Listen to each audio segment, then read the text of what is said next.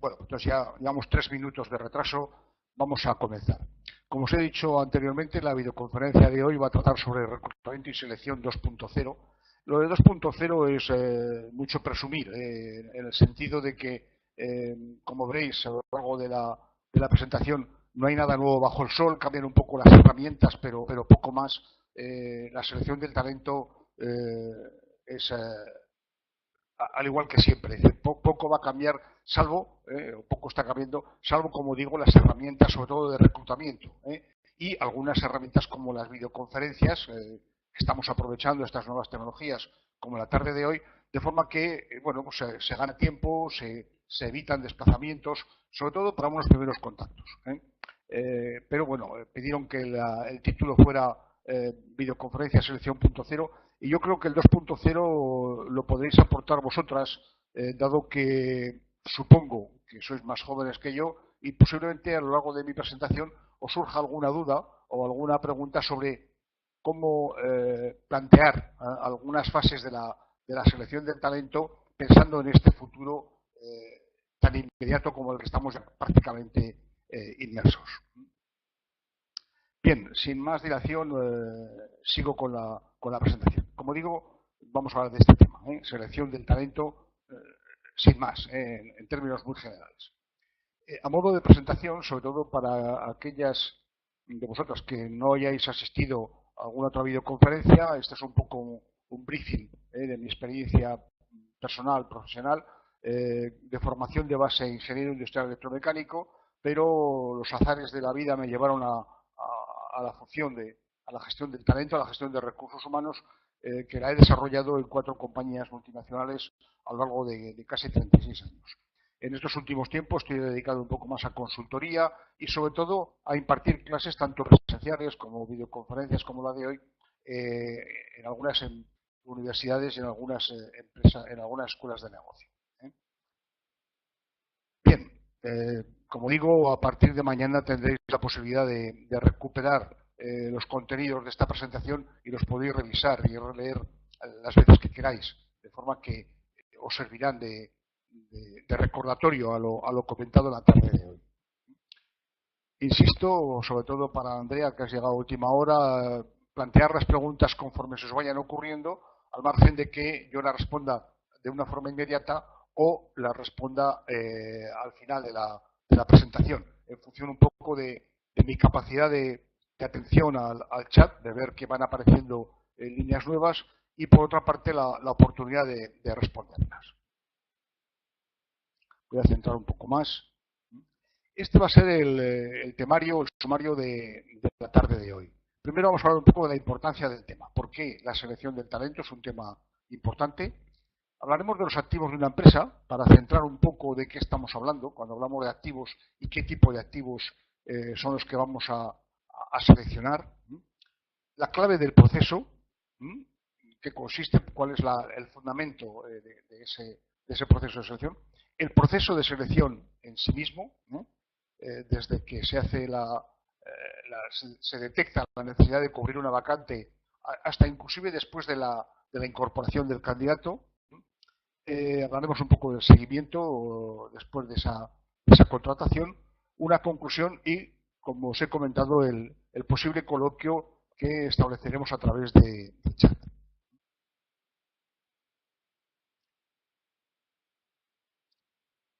Importancia del tema. Primero, me gusta siempre arrancar ese tipo de videoconferencias con algunas definiciones traídas muy fácilmente a través del diccionario de la Real Academia de la Lengua Española para centrar un poco el tema. Dice, selección es la acción y efecto de elegir a una o varias personas o cosas, en este caso vamos a hablar de personas, entre otras, lógicamente es una selección que hacemos entre un colectivo, separándolas de ellas y prefiriéndolas o distinguiéndolas. Es decir, el triaje, la selección, lo hacemos con un criterio de preferencia. Y cuando habla de talento, el diccionario en la tercera acepción habla de persona inteligente y apta para una determinada ocupación. Veremos que el talento es algo más complejo que todo eso, pero vamos, es un poco para centrar el tema. Es decir, hacemos un triaje, una clasificación de personas y, lógicamente, nos decantamos por aquellas que mejor encajan en el puesto que queramos cubrir. Y el talento es, como digo, la inteligencia, la aptitud o la persona inteligente. Luego también teníamos mucho que discutir sobre el tema de la inteligencia, lo podemos tal vez debatir en el debate cuando acabe mi presentación. Hago un pequeño paréntesis aquí antes de arrancar con la importancia del tema. En el momento en que veáis que la presentación no responde a vuestras expectativas por alguna razón, indicármelo de forma de poder cambiar, poder corregir el estilo de la presentación, el estilo de la videoconferencia. ¿Y por qué es importante el tema? ¿Por qué es importante la selección? Bueno, pues que en un proceso de selección, primero, estamos hablando de personas. Personas sobre las cuales vamos a emitir un determinado juicio de valor, un determinado criterio para hacer precisamente ese triaje, esa selección. Selección que va a cambiar su vida, iba a decir casi seguro, no, sí o sí. Y sobre todo que va a cambiar su vida desde el punto de vista profesional y desde el punto de vista personal. Porque muchas veces ese cambio de trabajo va a implicar a lo mejor un cambio de residencia o por lo menos nos va a mover un poco el escenario al que estamos habitualmente acostumbrados a manejarnos o a manejar a esa persona. Entonces, básicamente, como digo, estamos hablando de seres humanos, de personas. Y aquí me viene a la memoria la primera recomendación que me hizo el primer jefe que tuve en selección de personal, en selección de talento, que me dijo, tienes que tratar muy bien a los candidatos de una forma exquisita por dos principios, por dos valores, por dos características. La primera es que se trata de seres humanos y no tienes ningún derecho a tratarles mal. Y la segunda, se trataba de una empresa de fabricación de neumáticos, donde empecé a trabajar en recursos humanos. Me dijo, el candidato ha podido acudir a la entrevista, el primer contacto con la empresa, con su coche, si es que tiene coche, en el cual lleva 5 neumáticos, 4 al suelo colocados en los ejes del coche y el quinto neumático en el maletero, que es la rueda de repuesto. Cuando después del tiempo, si le has tratado bien y tiene que ir a cambiar neumáticos y el mecánico le pregunta qué neumáticos le pongo, de esta marca o de la otra, si ofrece nuestra marca y le hemos tratado bien, posiblemente elija nuestra marca. Si le hemos tratado mal, seguro que va a elegir otra marca. Y en cualquier caso va a hacer un efecto de caja de resonancia diciendo que tal compañía le ha tratado muy mal. Entonces yo me sonreí mucho en aquel entonces porque qué perspicacia. El primer razonamiento me parece muy humano, muy lógico. Estamos hablando de personas y no tengo ningún derecho a tratar mal a un ser humano, pero claro, apareció la parte más mercantilista del planteamiento, que era decir, puede ser un cliente y nos podemos jugar la continuidad o la fidelidad del cliente con nuestra marca.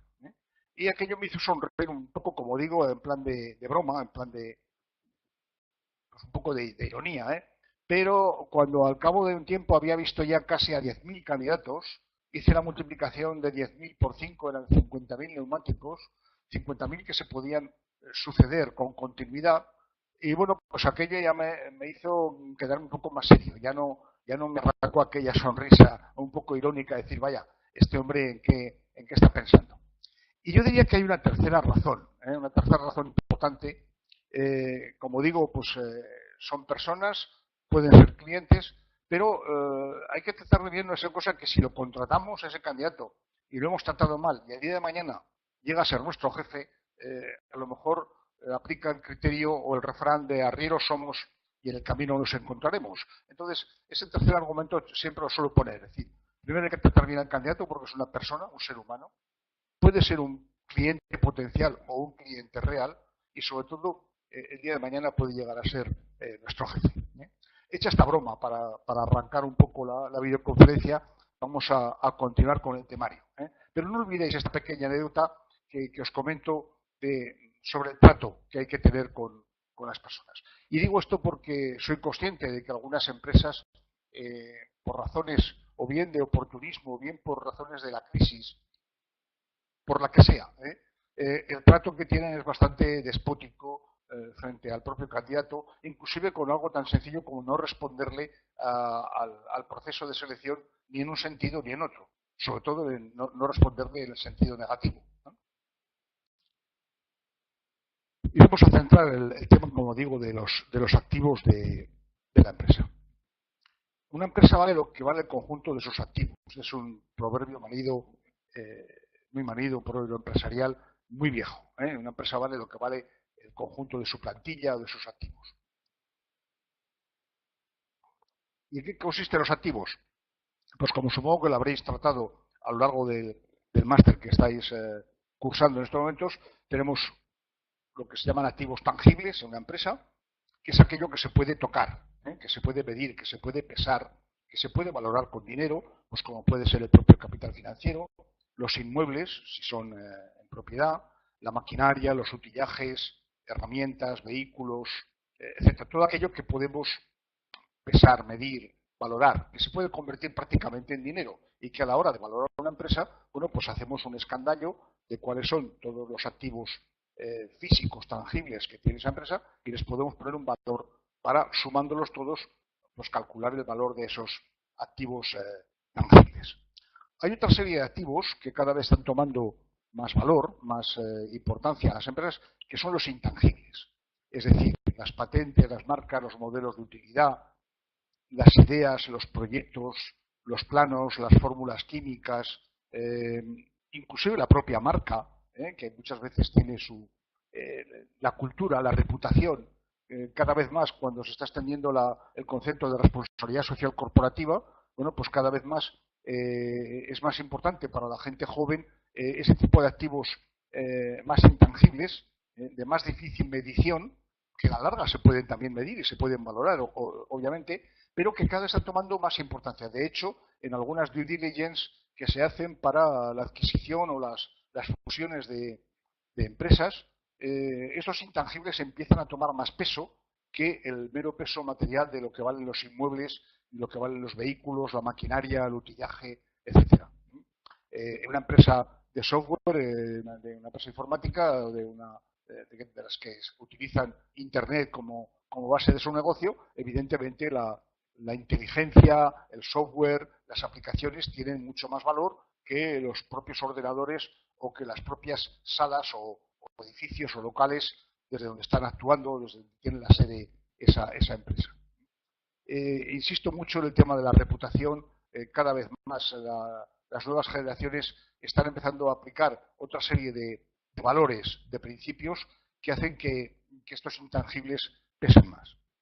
Pero hay un tercer tipo de activos que yo le he llamado activos mixtos, es decir, aquellos que son tangibles e intangibles a la vez, las personas. ¿Y por qué digo tangibles e intangibles? Bueno, las personas, pues lógicamente se les puede medir, la altura, el peso, el color de los ojos, el color del pelo, la complexión física, etcétera. Pero hay una cosa que es más difícilmente medible, que es el talento que acumula. Hasta hace unos años, unas décadas, los conocimientos tenían un gran valor. Hoy en día los conocimientos, primero, son obsoletos y segundo, se pueden adquirir con mucha facilidad. Papá Google nos puede facilitar cualquier tipo de información, cualquier tipo de conocimiento a golpe de clic. Con lo cual aparece ese concepto de talento, algo mucho más intangible, mucho más difícilmente manejable y valorable, pero que lógicamente habrá que tener en cuenta a la hora de valorar la empresa de la que estamos hablando. Ese sumatorio de activos tangibles, activos intangibles y lo que yo llamo activos mixtos nos dará la suma total. Y aquí vuelvo otra vez al refrán o al proverbio empresarial tan manido de que una empresa vale lo que valen sus empleados. Y yo diría que esa es la conclusión primera que podíamos sacar de esto. Un pequeño paréntesis, ¿alguna dificultad en el seguimiento de mi discurso? ¿Está todo más o menos claro? ¿Tengo que cambiar algo? Decidme, por favor, darme un poco de feedback.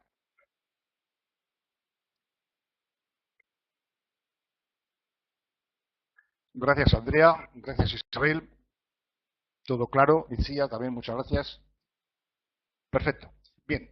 Hecha esta presentación de estos, como digo, de estos activos de la empresa, pasamos a intentar hablar un poco de talento. Ante todo se puede decir que el talento es un bien escaso. Aquí podemos hablar de lo que comentábamos antes, talento, inteligencia, persona que es capaz para desarrollar un determinado trabajo, una determinada ocupación, etcétera. lo que parece es que es más difícil hoy en día adquirir talento que adquirir capital económico para desarrollar un proyecto. Esto es algo que cada vez lo veo con más facilidad. Hay una muy buena preparación de base por parte de las nuevas generaciones, pero me entra la duda si un enunciado de la famosa ley de Murphy no tiene su cierta justificación. No sé si conocéis el enunciado clásico de la ley de Murphy, que dice que si estás preparando una tostada en el desayuno con mantequilla y mermelada y se te cae de la mano, la probabilidad de que caiga del lado de la mermelada está en razón directa con el precio de la alfombra. Bromas aparte, lógicamente es el clásico enunciado de esta famosa ley, pero a veces hay un enésimo enunciado que me hace pensar hasta qué punto que el talento sea un bien escaso no es cierto. Hay un enunciado, también en cierto tono humorístico, que dice que la cantidad de inteligencia o de talento es constante en el universo y que la población crece indefinidamente. Parece como que si cada vez tocáramos a menos, ya que tenemos que repartir una cantidad fija. Yo soy más optimista que todo eso.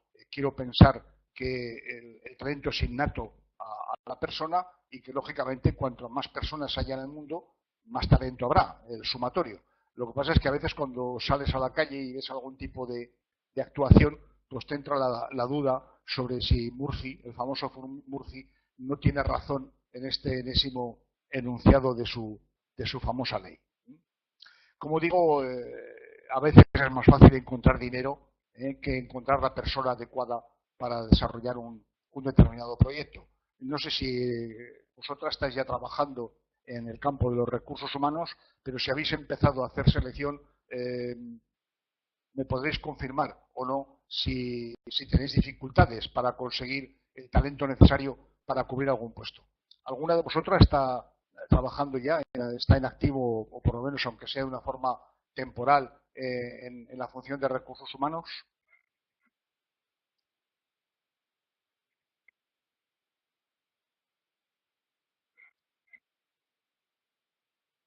Así me permito hacer un pequeño paréntesis y descanso un poco del speech.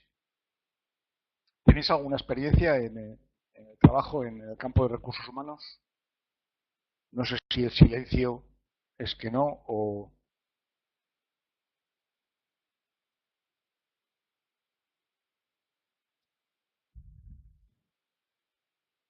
En este momento estamos en ese proceso y concordamos en que el talento es escaso y pones una cara triste. María Badía se acaba de incorporar a la videoconferencia. Estaba preguntando a la audiencia si alguna de las presentes, de las escuchantes, tiene alguna experiencia de trabajo en recursos humanos. Te has incorporado un poco tarde, pero María, pero mañana, a partir de mañana, contarás con todos los contenidos de la videoconferencia y podrás revisar los textos.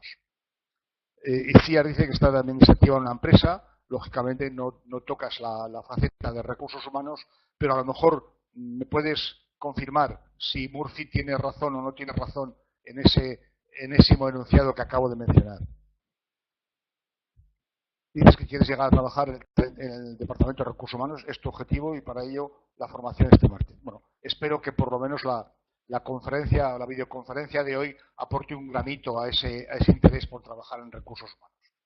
Bien, como decía, mi experiencia personal es que hoy en día es más difícil encontrar el talento adecuado que la financiación económica para desarrollar un proyecto. Bromas aparte, vamos a dejar a Murphy a un lado. Volvemos otra vez a la definición de talento. No olvidéis que el origen de la palabra, de etimología, viene de la moneda que utilizaban los griegos y los romanos para intercambio de bienes y servicios. Pero, en cualquier caso, es la aptitud o la actitud, la capacidad para el desempeño de un ejercicio o una ocupación determinada, un puesto de trabajo. Una premisa, también, antes de seguir adelante, es que el talento por sí mismo no se tiene, se adquiere, se gana. Aquí he puesto el ejemplo de Rafa Nadal como modelo de que, bueno, pues hay que ser talentoso en el tenis, pero esto no cae como ciencia infusa del cielo, sino que hay que trabajar todos los días para ir adelante. María indica que está realizando unas prácticas de recursos humanos. Bueno, supongo que con estas prácticas podrás confirmar o no ese enésimo enunciado de la ley de Murphy que mencionaba que la cantidad de inteligencia es constante en el universo y que la población crece indefinidamente. Es una pequeña broma que suelo utilizar para arrancar alguna sonrisa, aunque, como he dicho antes, no la pueda ver a través de mi pantalla. Sigamos con la presentación. Otra premisa también, la diversidad siempre proporciona talento. Queremos talento a empleados que sean clones. Muchas veces tenemos la tentación o la tendencia o la inclinación más o menos natural de contratar a personas que son similares a nosotros. Es decir, hay una especie de acto reflejo en la selección y tendemos a buscar y a contratar a aquellas personas que mejor encajan con nosotros. La diversidad es riqueza, proporciona mucho talento. No contratamos nunca clónicos. Hubo un tiempo de una compañía que ya no existe, Arthur Andersen, una consultora y auditora de mucho prestigio, que se fue al traste de la noche a la mañana por haber hecho unas malas actuaciones en el caso Enron en Estados Unidos, y contrataban todo clónicos, recién licenciados en universidades de prestigio, con buenos expedientes académicos, y además había una especie de uniforme tácito. Todos se vestían con un traje azul, camisa azul clara, corbata azul oscuro, parecían pequeños pitufos de la serie de televisión conocida. No contratemos crónicos. La diversidad da mucho enriquecimiento a la empresa. Una frase inteligente de Steve Jobs que dice: no tiene sentido contratar a personas inteligentes para después decirles qué es lo que tienen que hacer. Aquí la frase la he repetido entera porque me parece lapidaria. Es decir, hacemos un proceso de selección tremendamente sofisticado para averiguar el nivel de talento que tiene el candidato que vamos a elegir, para luego sentarle en la mesa, darle unos manuales y decirle: ya tienes que trabajar con esta metodología, con estos manuales de trabajo. Si contratamos personas inteligentes, hay que dejar que desarrollen esa inteligencia. Y una pregunta que hay que hacerse: ¿estamos contratando a aquellos empleados que nuestros clientes quieren que contratemos? Porque muchas veces con este efecto reflejo nos olvidamos del cliente. El cliente, no olvidéis que es aquel que paga nuestra nómina a final de mes. No se trata de decir eufemísticamente es el rey, el cliente siempre tiene razón, hay que buscar la satisfacción del cliente. No, hay que volar más bajo y ser conscientes de que el cliente es el que paga nuestra nómina a final de mes. Un poco el ejemplo que ponía de tratar bien a los candidatos por el mero hecho de que podían haber venido a la entrevista con su propio coche, con 5 neumáticos de nuestra marca o de otra marca, pero podemos hacer una influencia. Entonces, pensar siempre en que hay que contratar, sobre todo en el entorno comercial, pero vamos, en cualquier tipo de entorno, contratar a aquellos clientes, aquellos candidatos que van a conseguir dar satisfacción al cliente y fidelizar al cliente. En las últimas tendencias se ha hablado mucho de personal, recursos humanos, capital social, talento, inclusive está hablando ya de capital psicológico. Bueno, pues me he permitido hacer un pequeño comentario sobre el tema de capital psicológico para que se entienda un poco mejor. Es una ventaja competitiva porque va un poco más lejos del propio capital individual, del capital intelectual que trae el propio individuo, el propio candidato, sino que va un poco asociado al entorno de trabajo, al clima laboral, a la capacidad de innovación que pueda haber en ese entorno, de cómo se gestiona la diversidad. Es algo que va un poco más lejos de la pura selección del individuo aisladamente considerado, sino que hay que pensar un poco en esa visión más holística, más global de la selección. Por eso está hablando mucho ahora de capital psicológico. Pero en cualquier caso se trata de pura semántica, es decir, ¿qué más me da hablar de personal que de recursos humanos, que de talento, que de capital psicológico? Se quitó la palabra recursos, de recursos humanos, porque parecía que estamos hablando de recursos materiales, recursos financieros, materias primas. Estamos equiparando a las personas con con las cosas, ¿verdad? Y luego se les ocurre a alguien hablar de capital humano. Y bueno, pues el capitalismo tampoco ha quedado demasiado bien parado en los últimos tiempos, con lo cual no sé muy bien tampoco cómo hacer esa definición, ¿eh?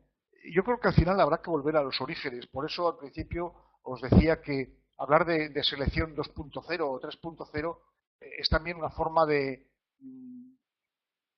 moda, es un eufemismo para intentar dar una nueva definición a las cosas, porque en el fondo estamos hablando de personas. Y yo creo que aquí es donde tenéis que centraros, de seres humanos que, como os he dicho antes, no podéis tratar mal nunca por el mero hecho de que son seres humanos igual que vosotros y no tenéis ningún derecho a tratar mal a esos candidatos. Personas, lo que estamos hablando.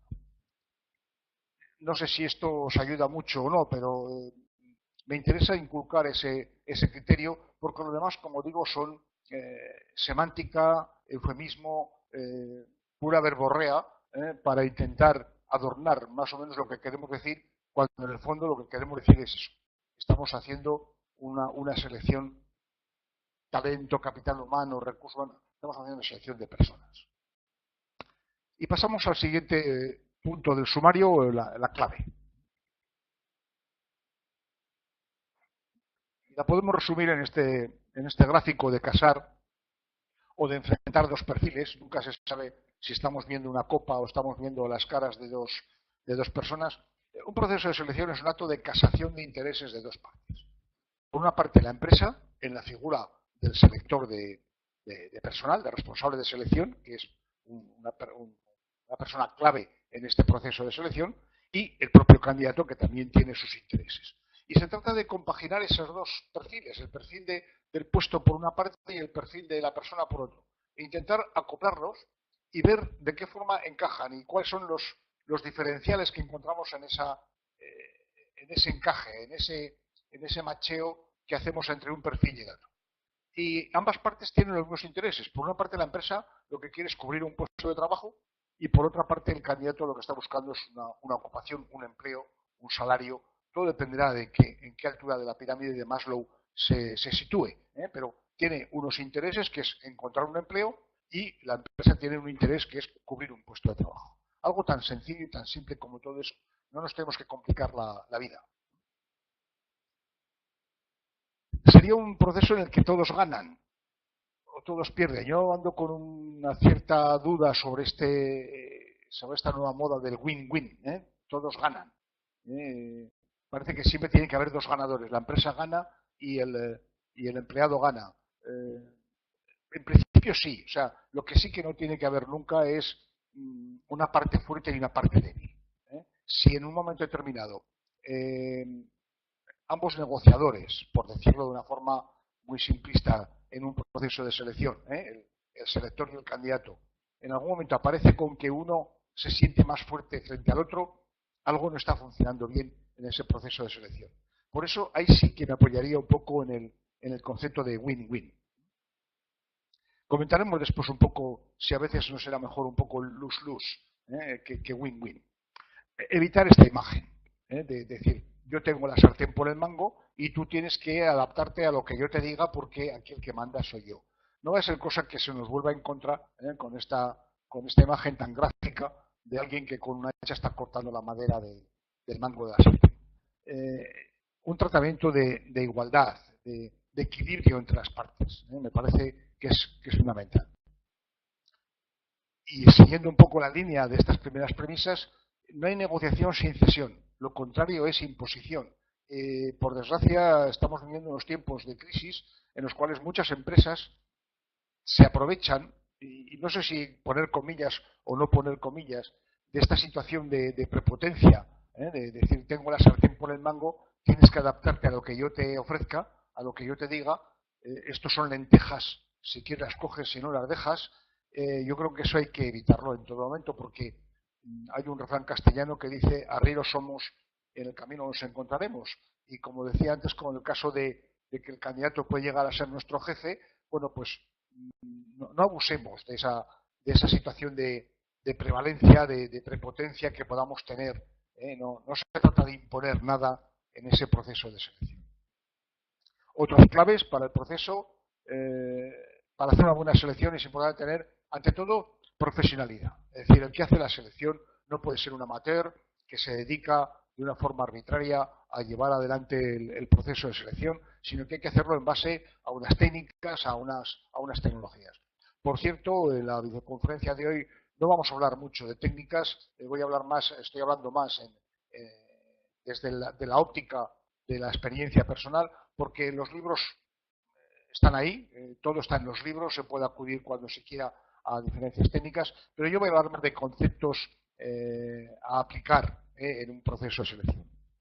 Integridad, mantener ese principio de igualdad y de equidad con el candidato. Independencia, y aquí me viene a la memoria una anécdota que os quiero comentar. Justo la primera semana que empecé a hacer entrevistas solo, primero tuve un entrenamiento, lógicamente, con un monitor, fui asistiendo como oyente o como copiloto en algunas entrevistas pues, para familiarizarme con algunas técnicas de selección, que luego comentaremos la entrevista. Y en aquella primera semana, justo arrancaba el lunes, al punto de la mañana, a hacer la entrevista, y suena el teléfono de mi despacho, en la empresa donde empecé a trabajar en recursos humanos, y al coger el teléfono me dice, oigo la voz del director de la empresa, que llamaba de su despacho, soy fulano de tal, usted no me conoce todavía, creo que usted esta semana se dedica a hacer entrevistas y va a entrevistar a fulanito de tal. Y yo le dije, pues sí, está citado el miércoles a tal hora.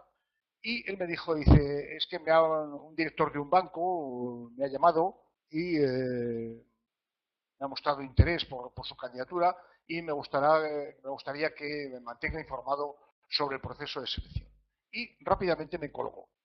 Me dejó la duda metafísica de decir qué me ha querido decir esta persona, este jefe, el director de la empresa, con ese interés que tiene, porque hay un director de un banco que le ha llamado. Entró el fantasma un poco de la recomendación, ¿verdad? Y bueno, pues dije, bueno, vamos a ver qué ocurre, vamos a ver cómo se desarrolla, a ver qué tipo de candidato es, etcétera. No habían pasado ni 2 minutos, vuelve a sonar el teléfono y era otra vez el director de la empresa que me dijo, soy otra vez fulano de tal, no quisiera que mi llamada anterior modifique en absoluto su criterio en la selección de ese candidato. Solo quiero que me mantenga informado. Entonces, cuando me colgó el teléfono y colgué yo también el auricular, me quedé con la satisfacción de decir, y ahora ya sé dónde estoy. Es decir, me había preguntado por un candidato, pues porque tenía especial interés, había un director de un banco que lógicamente tenía relaciones comerciales con la empresa, pero me dijo claramente que no modificara en absoluto mis criterios de selección, ¿sí? Que no hiciera caso a ningún fantasma de recomendación. Os podéis imaginar que esa llamada me influyó en el resto de mi vida, porque la cogí como premisa para actuar no solamente en esa empresa, sino en el resto de las empresas en las que he trabajado como responsable de recursos humanos. Y por último, objetividad. No ceder ante ningún tipo de condicionante. El ser humano es un sujeto, por eso es subjetivo. Si fuéramos objetos, seríamos objetivos, pero tenemos que convivir con ese problema de la subjetividad. Entonces hay que intentar eliminar la mayor carga de subjetividad en el proceso de selección. Y vamos a entrar ya en el proceso. He hecho este planteamiento de cómo veo yo que es la clave o las claves para un proceso de selección. Vamos a entrar en el proceso en sí. Aquí hay un pequeño gráfico que lo podéis revisar todas las veces que queráis cuando tengáis los contenidos. Es un poco el ciclo que, desde que se detecta la necesidad de cubrir un puesto hasta que se cubre, bueno, pues hay una especie de algoritmo o de proceso más o menos, un flujograma del proceso de selección, pero como digo, está en todos los libros y lo podéis ver las veces que queráis. Pero lo he descompuesto en una serie de puntos que vamos a tratar una por una de estas fases. Primero, la necesidad, el perfil, el método que vamos a utilizar, de dónde vamos a captar candidatos para cubrir ese puesto, cómo vamos a hacer la preselección, la selección a través de la entrevista, las pruebas, las referencias, la decisión final, la oferta de trabajo, el contrato, la acogida, el seguimiento y sobre todo el aprendizaje, otra vez el feedback que nos tenemos que dar en función de cómo se han desarrollado esta serie de fases. Y como digo, vamos una por una para no perder mucho tiempo. La necesidad. La necesidad no siempre es evidente. Muchas veces el mero hecho de que se vaya una persona de un puesto de trabajo no forzosamente nos tiene que llevar a contratar a un nuevo empleado. Hay que replantear el problema con un presupuesto base cero, como si no tuviéramos ninguna referencia anterior y preguntarnos, poner en tela de juicio, inclusive la necesidad, la funcionalidad de ese puesto de trabajo. Porque a lo mejor resulta que reorganizando, cambiando algunas tareas, mecanizando algo, etcétera, podemos prescindir de ese puesto de trabajo o por lo menos repartir las tareas de otra forma mucho más racional. Aprovechar cada vez que haya una baja en la empresa para reformular y para replantear la necesidad de cubrir ese puesto. Como digo, primero, lo dicen todos los manuales de organización, primero organizar, es decir, reestructurar lo que tenemos, poner en tela de juicio, plantearnos dudas de por qué estamos haciendo esto. Dice, no, es que se ha hecho así toda la vida. Bueno, si se ha hecho así toda la vida, a lo mejor es el momento para pensar en que se puede hacer de forma distinta. Organización. El segundo paso, el segundo nivel sería automatización. Y cuando digo automatización estoy diciendo mecanización de un proceso, informatización, digitalización, inclusive yo diría hasta externalizar ese proceso fuera. Muchas veces no nos damos cuenta de que hay en el exterior alguien que en una operación de outsourcing nos puede hacer esa tarea mejor, más rápido y más barato. Y cubiertas estas dos primeras etapas, ya hemos agotado la organización, ya hemos agotado la mecanización o la automatización del proceso, si no queda más remedio, pasaremos a contratar. Pero hacer ese planteamiento, esa reformulación, ese presupuesto base cero, partiendo de la nada, partiendo de un hoja en blanco, para definir si vale la pena o no vale la pena cubrir esa vacante. Definida la necesidad, pues hay que dibujar el perfil de ese puesto, que no forzosamente ha de ser el de toda la vida, sino con estas operaciones que os he mencionado anteriormente, a lo mejor tenemos que redefinir el puesto.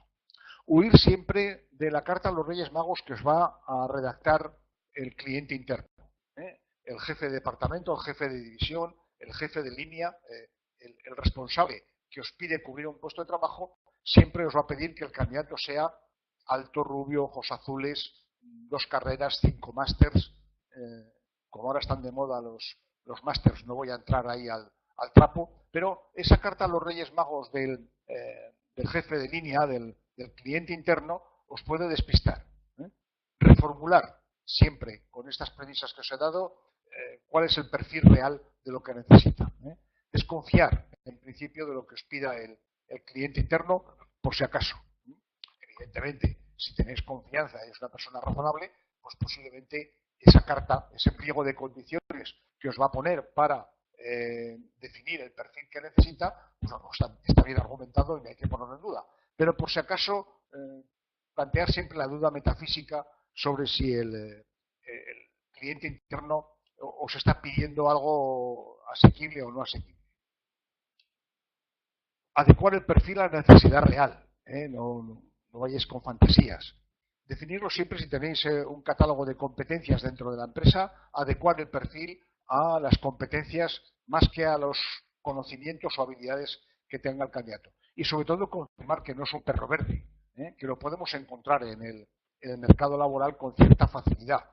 Como he dicho antes, a lo mejor ese nivel de exigencias, ese pliego de condiciones que nos pone el cliente interno, pues nos lleva al convencimiento de que ese candidato no está en el mercado laboral, ni mucho menos. Entonces, hay que seguir un poco esas pautas para adecuar el perfil a la realidad. Una realidad incontestable es que la mayor parte de los empleos que se piden en el 2015 ya no existían en el 2014 y dudo mucho que sepamos qué va a ocurrir en el 2020. Yo tengo serias dudas, tengo 3 nietos y tengo serias dudas de qué es lo que van a hacer en su futuro profesional. No me puedo ni imaginar cuál va a ser el perfil de los puestos de trabajo a los que tengan acceso. Y eso nos va a exigir en el día de mañana a reformular esos perfiles profesionales porque todo está cambiando a una velocidad vertiginosa. Por eso decía que perfiles 2.0, 4.0 o 3.0 como el programa del hormiguero es pura hipótesis. los millennials, bueno, ya empiezan a definirse con algún tipo de perfil y ahora veremos alguna característica, pero es complicado saber al final. Volveremos otra vez a más de lo mismo, no hay nada nuevo bajo el sol. Cuando aparecen las primeras hipotecas, ¿qué va a ocurrir? Aquí hago una pequeña reflexión sobre todo con estas nuevas tendencias. Se habla mucho ahora de economía colaborativa, de compartir cosas para que salga más económico, la economía circular, etcétera. Pero claro, cuando empresas de transporte colaborativo, de compartir vehículos, bueno, está muy bien el que no tiene vehículo que aporte un dinero para sufragar la gasolina y el mantenimiento de ese vehículo, pero alguien ha tenido que hacer la inversión de comprar un vehículo, ya que si no hay vehículo difícilmente va a haber un transporte colaborativo. Por eso me hago muchas reflexiones sobre si al final no hay nada nuevo bajo el sol, como comentaba anteriormente. Este sería un poco el perfil y me gustaría que vosotras, que sois más jóvenes que yo, me confirméis con una pequeña palabra o una pequeña frase si estáis de acuerdo o no. Los millennials, ante todo, tienen que ser nativos digitales. El futuro es digital, está bien claro. Autodidactas, porque los conocimientos, como he dicho antes, son muy obsoletos, entonces hay que estar continuamente formándose y sacando información y conocimiento de donde sea. Muy creativos, sin lugar a dudas. Tiene que tener una faceta de emprendedores o por lo menos de intraemprendedores. Ya no se concibe el empleado que se limita a ejecutar las tareas que le han encomendado, sino que hay una parte de iniciativa fundamental. Sobreexpuestos a la información. Nos están bombardeando todos los días, sobre todo con esas nuevas aplicaciones de comunicación, de información, el Facebook, Twitter, WhatsApp, etcétera, están continuamente recibiendo información. No sé si muy útil o poco útil, pero estamos recibiendo información. Muy flexibles, hay que adaptarse a estas circunstancias tan cambiantes y, sobre todo, inconformistas. Yo creo que estas nuevas generaciones son también un poco inconformistas. Como os he dicho, me gustaría que a través de un pequeño comentario me digáis si estáis de acuerdo con esta lista o no y si añadiríais algún tipo de parámetro a estos perfiles 2.0 o 4.0.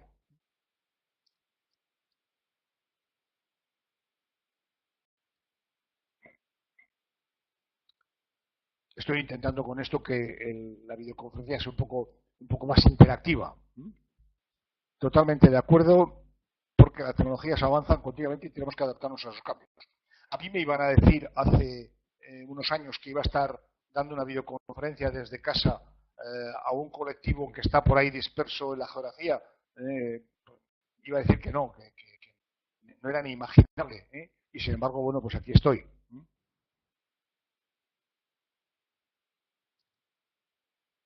Andrea, me gustaría que me explicaras un poco más eso de gusto por estar en movimiento. Ah, te refieres a características de los millennials. Sí, tal vez sí. Evidentemente sois más nómadas que mi generación. Evidentemente los transportes han evolucionado y se han abaratado de tal forma que hoy en día se puede uno mover de un sitio para otro con mucha facilidad. Totalmente de acuerdo. Si ese es el sentido que le das a tu frase. ¿Algún comentario más? Seguimos. Gracias, Andrea. Bien, como digo, los tiempos están cambiando. Al final uno se pregunta también si cuando llega el momento de formar una vida en pareja, de tener hijos, tener hipotecas, tener que pagar las letras del coche, etcétera, bueno, pues eso vuelve a reconducir. Pero lo que sí está claro es que los perfiles profesionales se van a parecer más a los nomads, es decir, conocimiento, know en inglés, nómada, nomads, se van a parecer más los perfiles a los nómadas tecnológicos o nómadas del conocimiento que a otra cosa. El método de búsqueda. Bueno, primero analizar la posible promoción interna.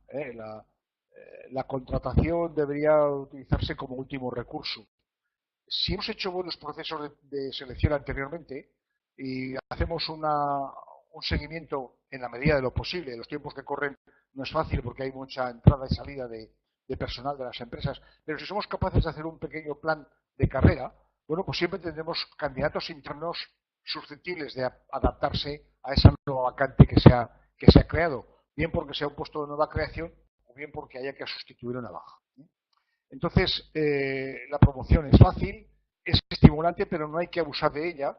A veces nos podemos encontrar con que si cubrimos todas las vacantes a base de promociones internas y contratamos siempre gente joven, nos podemos encontrar casi con una especie de clonación o por lo menos un defecto de, sí, por decirlo de una forma muy médica, de un abuso de la consanguineidad.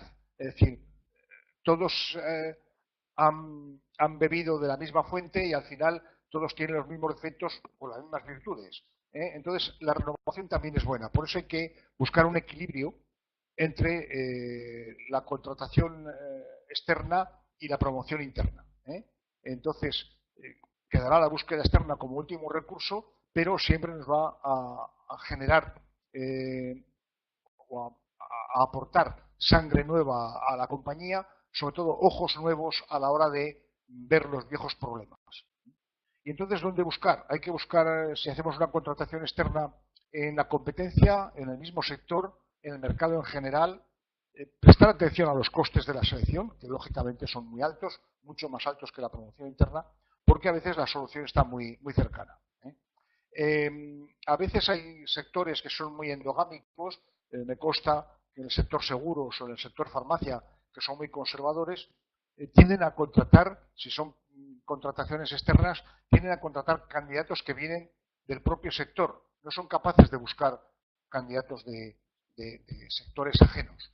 Evidentemente, para puestos muy técnicos, de laboratorio, etcétera, en el caso de farmacia, bueno, pues el contratar farmacéuticos parece lo suyo, pero en campos como puede ser el marketing, recursos humanos, finanzas, no forzosamente el candidato tiene que venir del mismo sector. Pensar un poco en estos problemas de endogamia, de consanguineidad, entre comillas, si hacemos una contratación interna o una promoción interna o una contratación de candidatos dentro del propio sector. ¿Dónde buscar candidatos? Pues hay muchas fuentes, instituciones educativas, como sería el caso de una universidad o de una escuela de negocios, asociaciones profesionales. El anuncio en prensa prácticamente está muerto, ya no hay continuidad en el anuncio en prensa. Los portales de selección son útiles. Ojo con la Ley Orgánica de Protección de Datos, de cómo manejamos esa información. El día 25 de mayo entra en vigor el nuevo reglamento del tratamiento de datos confidenciales, con lo cual se añade un problema más complejo. Os invito a que analicéis este nuevo reglamento. La página web de la empresa, a la condición de tener a alguien detrás de la página web que seleccione y que preseleccione los candidatos. Se puede recurrir a consultores especializados, headhunters, las propias redes sociales. Pero atención, haremos algún comentario sobre los inconvenientes que tienen también las redes sociales. El reclutamiento en prensa, como digo, muerto. Los anuncios ya no tienen ningún sentido. Este sería un modelo de anuncio. Las páginas web, como digo, tienen sus ventajas y sus inconvenientes para según qué puestos de poca responsabilidad. Bueno, pues el reclutamiento, inclusive apps como la Job Today, que para puestos de estudiantes, puestos más o menos puestos de trabajo más o menos rotativos, etcétera, pues pueden tener una cierta eficacia. Cuando se está buscando cubrir un puesto de cierta importancia, tengo algunas dudas sobre la eficacia de estos portales. Andrea pregunta qué son los headhunters. El headhunter, traducido directamente del inglés, sería el cazador de cabezas. Me parece una expresión demasiado duro. En castellano se suele llamar cazatalentos. Son aquellos consultores especializados que cuando les planteamos una misión de la búsqueda de un determinado perfil que nos es difícil encontrar, bien por promoción interna o bien porque no somos capaces de ubicarlo en qué fuentes de reclutamiento, estas personas conocen muy bien el sector donde estamos buscando esos profesionales porque tienen contactos directos y a través de, o bien de las redes sociales modernamente, o a través de la red de contactos que tenía el propio headhunter, conseguía identificar aquellos candidatos que eran susceptibles de ser abonados como posibles candidatos a un proceso de selección. Hacían una búsqueda directa de aquel perfil que queríamos contratar. Si queréis, en el debate posterior podemos hablar un poco más de la figura del headhunter. No sé si esta expresión, Andrea, es suficiente para ti. Las redes sociales, bueno, pues cada vez hay muchas y yo diría que hay que tener un poco de cuidado. Centrarnos en las redes más serias, más profesionales, aun cuando se ha dicho siempre que el currículum, el papel del currículum lo aguanta todo, las redes sociales que están utilizando un papel virtual también lo aguantan todo. Hay que ser un poco, y vuelvo otra vez a estos últimos acontecimientos que hemos tenido en España sobre algunos títulos que se han concedido en determinadas instituciones educativas. Bueno, pues el papel lo aguanta no solamente el currículum, sino que aguanta hasta el propio diploma o el propio título. Tener un poquitín de prevención, de cuidado. El currículum también, se habla mucho sobre el currículum 2.0. Hay plataformas dentro de Internet que se pueden recurrir para ver cómo planificar o cómo planificar y cómo estructurar un currículum. De nada, Andrea, no te preocupes, interrumpidme las veces que queráis porque a veces se ilustra mucho mejor con interrupciones. Como digo, desconfiar un poco de las modas porque al final estamos hablando de más de lo mismo. Estamos hablando de una información que llega por parte del candidato a la empresa. Esa información tiene que tratarla la empresa, tiene que averiguar qué hay de cierto y qué no hay de cierto en esa información para proseguir en el proceso de selección. ¿Cómo está el mercado de trabajo hoy? Pues según muchas consultoras de recursos humanos que se dedican a la selección, el mercado abierto, es decir, las ofertas de empleo que están accesibles a cualquier candidato, supone un 20 o un 25% del total. El mercado oculto es el 75 o el 80% del total. Es decir, el 80% de las ofertas de empleo no se publican en ningún sitio. Todo funciona a través del boca a oreja y nada más. Entonces, es una realidad cruda, pero es esa. Es decir, solamente el 20 o el 25% de las empresas o de las ofertas de empleo se publican en soportes como pueden ser las páginas web o la prensa, si es que queda algo, que queda muy poco, etcétera.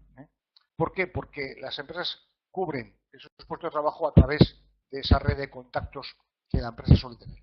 A mí todavía me llegan, y eso que estoy un poco desvinculado del mundo laboral, todavía me llega algún colega o algún conocido que me dice, oye, ¿sabes de alguien que podía encajar en este perfil? Es mucho más fácil, mucho más rápido. Sobre todo es más barato. El problema está en la fiabilidad. A esa pregunta de ¿sabes de alguien que?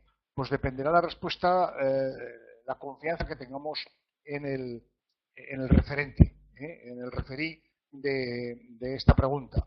Si es una persona de confianza, bueno, pues sabemos que o nos va a decir, oye, pues mira, no conozco a nadie, no sé de nadie, o mira, pues sí, tengo una persona que encaja como un guante.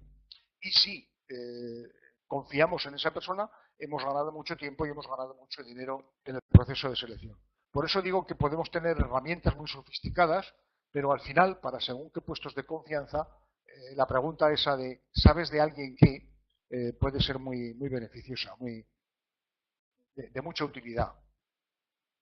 Hay otras empresas que se dedican a recoger recomendaciones por parte de los propios empleados.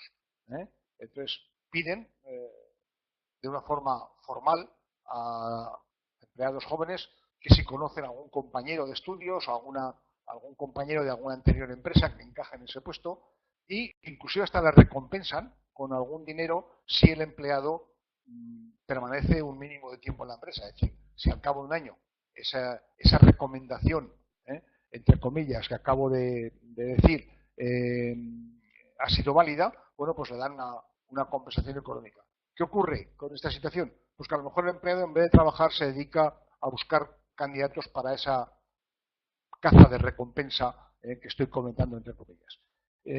Me consta que no son muchas las empresas que lo hacen, pero sé que hay algunas que con el ánimo de ganar tiempo, de ganar dinero, o por lo menos gastar menos dinero en el proceso de selección, recurren a estos cazarrecompensas y el problema está en la fiabilidad que pueda haber con esos recomendadores. Me remito otra vez a la llamada de aquel primer director que tuve en la empresa de neumáticos que me dijo claramente que me olvidara de las recomendaciones.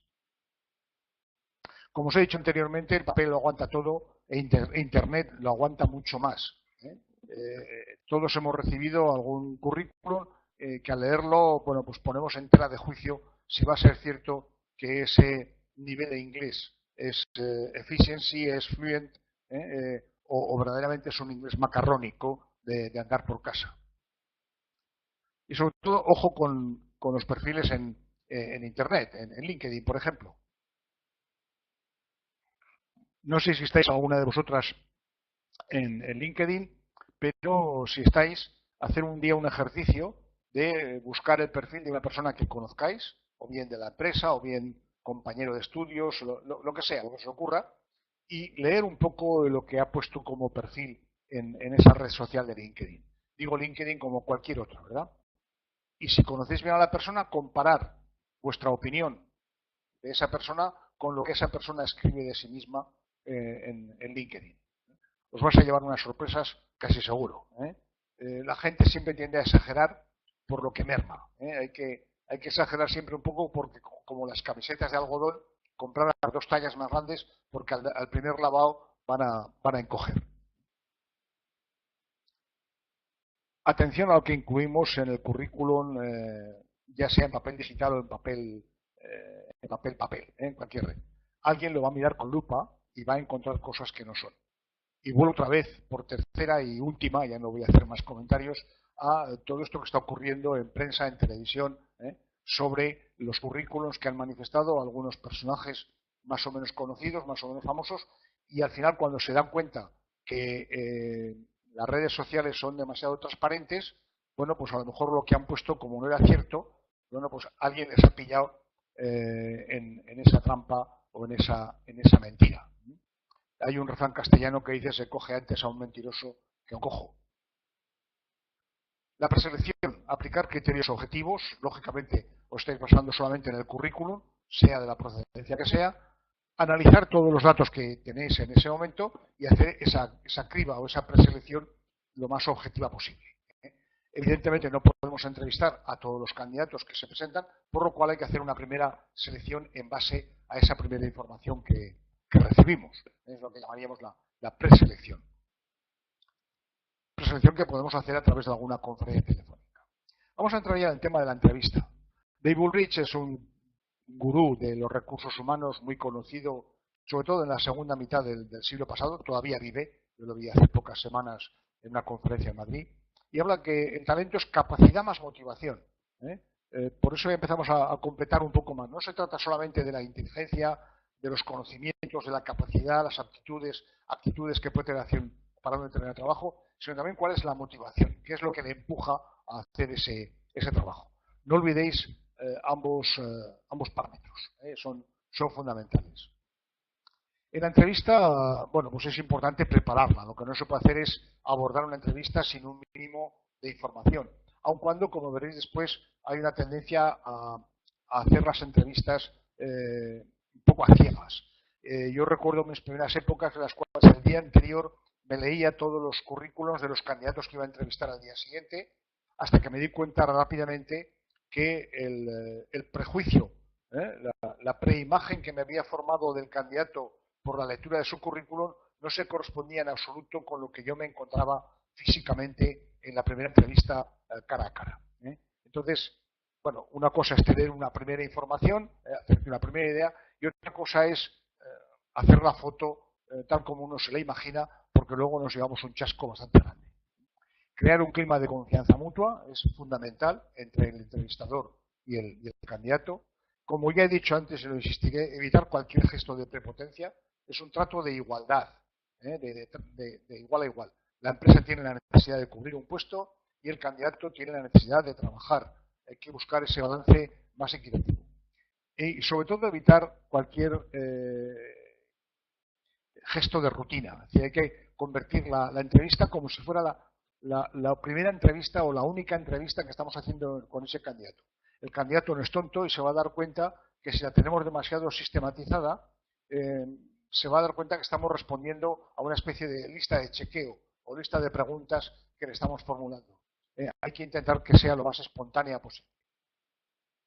Importancia del entorno. Hay que evitar esa situación de prepotencia, procurando que la entrevista sea en el despacho más lujoso, más pomposo de la compañía. Hay que buscar un entorno, no voy a decir frío, pero sí aséptico, neutral, para que el candidato se encuentre cómodo y no sentado en una silla varios centímetros más abajo de la silla del entrevistador. Sencillez, neutralidad, como he dicho. El aquí y el ahora. Hemos comentado un poco al principio los minutos de cortesía. Bueno, pues hay que, a la hora de citar la entrevista, decir claramente en qué lugar se va a producir la entrevista y a qué hora. De forma que ambas partes sean capaces de cumplir ese compromiso prefijado del aquí y el ahora. Arrancar rompiendo el hielo. Antes, hace unos años, cuando se podía fumar dentro de los edificios, bueno, pues era muy cómodo que uno u otro, entrevistador o entrevistado, sacaran un cigarrillo por aquello de romper un poco el hielo. Hoy hay que recurrir a otro tipo de recursos para romper ese hielo, pero es fundamental. Hay que, si os habéis dado cuenta, al principio de esta videoconferencia os he preguntado si se veía bien, si se oía bien, desde dónde estabais conectadas, qué motivación teníais para los recursos humanos. Se trata de evitar que haya una especie de vía unidireccional del entrevistador hacia el entrevistado, sino que se trata de un intercambio, de una concatenación de perfiles, como decía al principio.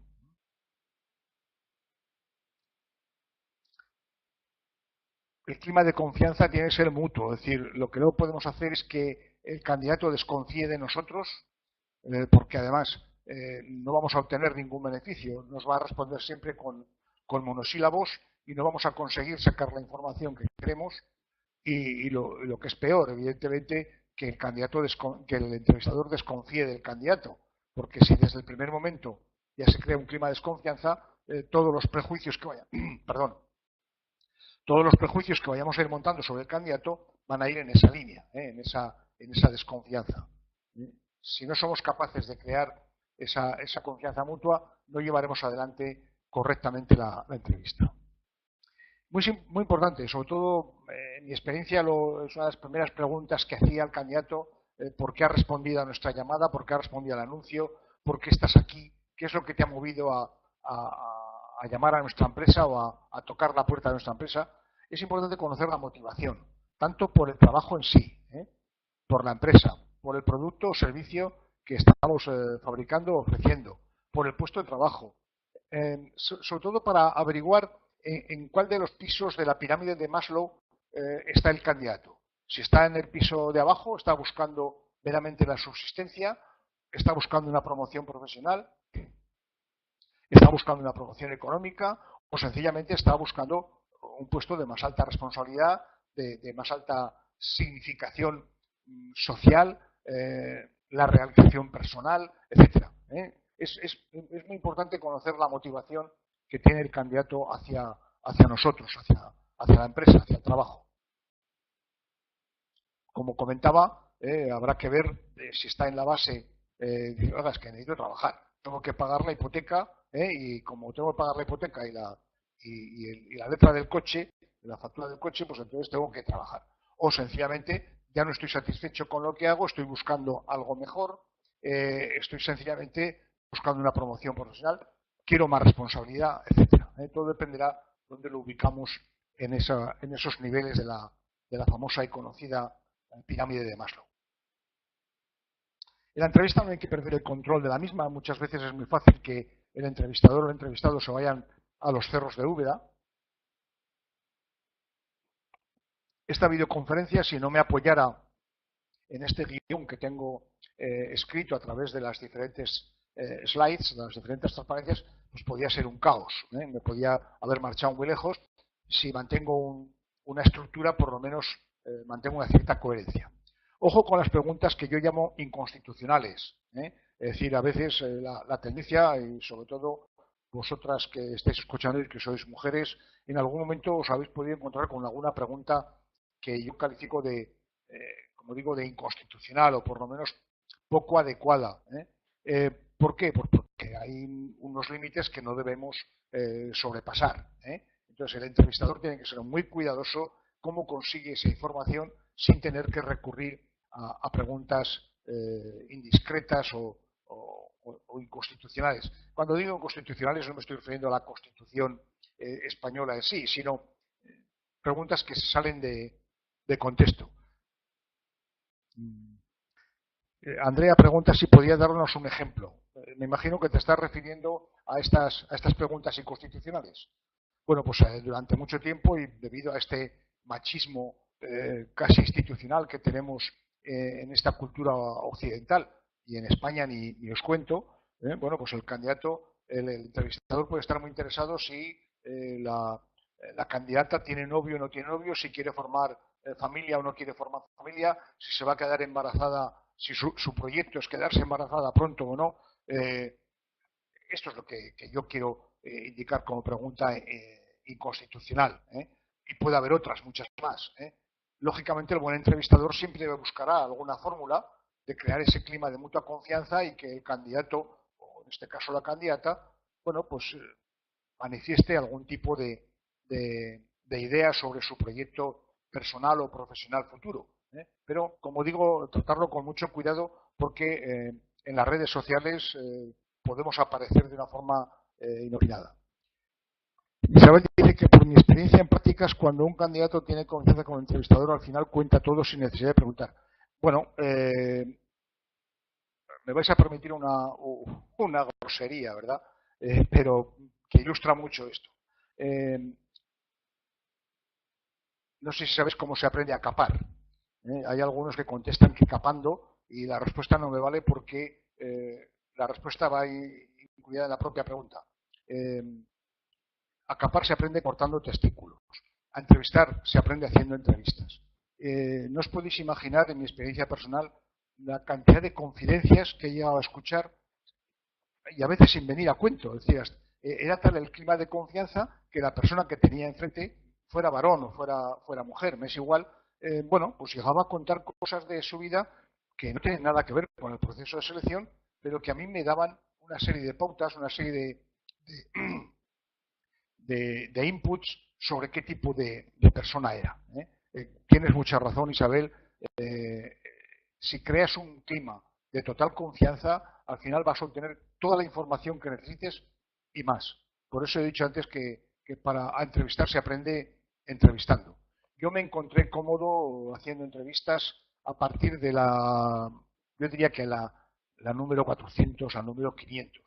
Y aún así, la experiencia me ha llegado a demostrar que todavía no conozco lo suficiente al ser humano como para emitir un juicio definitivo solamente con una entrevista. Pero bueno, es algo que, como digo, se aprende. No sé si, Isabel, con esto respondo a tu comentario, a tu inquietud. Enfocada a competencias. Si tenéis la suerte de tener una gestión de recursos humanos en vuestra empresa basada en un catálogo de competencias, es básico que os centréis en esas competencias porque, como digo, los conocimientos son obsoletos y se aprenden con mucha facilidad. Profundizar en los hechos, no en las suposiciones, sino, como dicen los franceses, aller au fait, ir a los hechos, que es fundamental. Y buscar ejemplos de actuación frente a cada competencia, no quedaros con el comentario más o menos superficial que pueda hacer el candidato, sino que cuente situaciones concretas, ejemplos concretos sobre lo que estáis preguntando. La reformulación, no sé si la conocéis, es muy útil, sobre todo cuando se os ha quedado alguna duda en el transcurso. Lo veremos en la siguiente. Preguntar por personas que puedan dar referencias, no solo empresariales, yo lo desaconsejo porque, lógicamente, el candidato siempre os va a decir que llaméis al párroco de su parroquia, a su abuelita, que le conoce muy bien y que le quiere mucho. Lógicamente no va a dar nombres de referentes que vayan a dar referencias negativas. Eso se cae de su peso. Y, como digo, la reformulación es importante. Aquí hay un pequeño esquema de en qué consiste la reformulación. Tenemos las dos figuras, el selector y el candidato. El selector lanza una pregunta al candidato y el candidato responde. Pero responde con algo que no nos deja demasiado convencidos y nos plantea algunas hipótesis un poco confusas. Entonces, en lugar de, oye, no lo veo muy claro, explícame esto, dejar pasar un rato la conversación, quedaros en la trastienda del cerebelo la pregunta o la duda que tengáis, esa hipótesis que se ha planteado, y al cabo de un rato, con una pregunta distinta, volvéis a reformular la cuestión y la lanzáis al candidato. Y el candidato os contestará con otra cosa o con la misma. Y si contrastáis la primera hipótesis con la segunda respuesta, si hay coherencia, bueno, pues veréis que el candidato ha respondido con lo que realmente piensa, con su opinión, con su comentario. Si son distintas, ahí es cuando tenéis que hacer una evaluación de si el candidato está marcándose un farol, está mintiendo, está exagerando en lo que dice, etcétera. Es una práctica que hay que hacerla con mucho cuidado. Os recomiendo que la hagáis despacio, sin prisas, y vais haciendo poco a poco experiencias. Solamente hacerla cuando realmente tengáis alguna duda y cambiando por completo la reformulación, es decir, planteando la pregunta de una forma totalmente distinta. El candidato, que no es tonto, va a decir, ¿y para qué me pregunta esto si me lo ha preguntado antes? Buscar la vuelta, hacer una especie de desviación para replantear, reformular la cuestión y contrastar las dos respuestas. Es muy útil, como os digo, en caso de dudas que se puedan plantear. Los silencios también son interesantes. A veces un silencio es más que una respuesta, sobre todo cuando vemos que el candidato nos quiera contar algo que no se atreve o que la respuesta ha sido incompleta, y vemos bueno, pues que nos está ocultando algo o que nos gustaría decir algo más. Entonces nos quedamos en silencio y el silencio es muy provocador. Lógicamente mirándole a los ojos, mirándole a la cara, como diciendo, bueno, me parece muy lo que me has dicho, pero cuéntame más.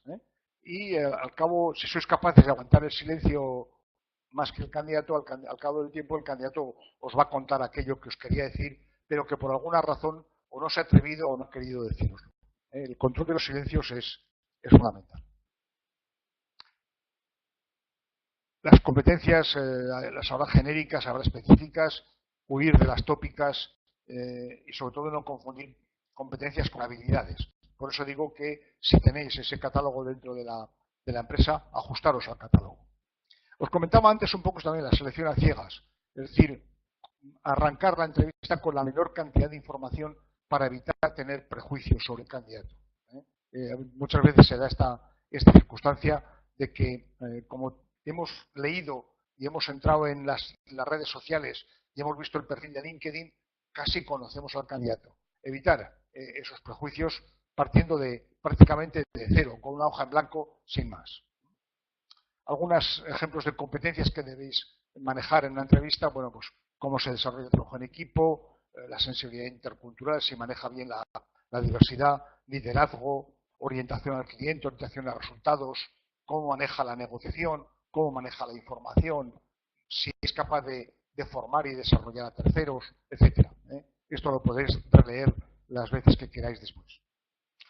Últimamente está hablando de selección por valores también. Y si comparamos esta lista de valores o de virtudes con alguna de las competencias que hemos mencionado anteriormente, pues vemos cierto paralelismo. ¿Por qué? Pues porque hoy en día ya no es tan importante de averiguar qué es lo que conoce, qué es lo que sabe sobre una determinada profesión el candidato, sino qué valores, qué principios tiene, si encajan esos valores y esos principios con los que tiene la compañía.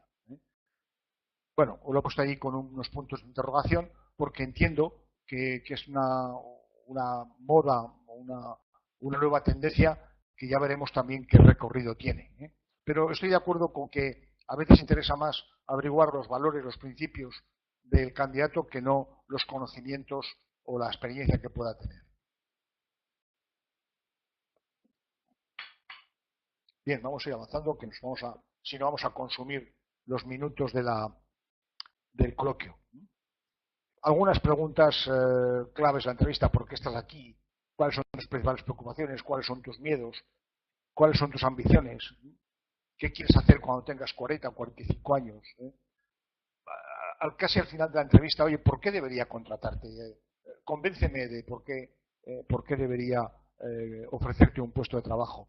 Y lo que se os puede imaginar, como os he dicho, la propia práctica os va a ir desarrollando, y también dependerá un poco de los niveles profesionales que vayáis a seleccionar. Las pruebas son básicas pero no concluyentes, es decir, ayudan, aportan algo, sobre todo nos permiten corroborar que lo que hemos intuido en la entrevista se confirma con el resultado de algunas pruebas, pero que las haga siempre un profesional, no un aficionado, no un amateur.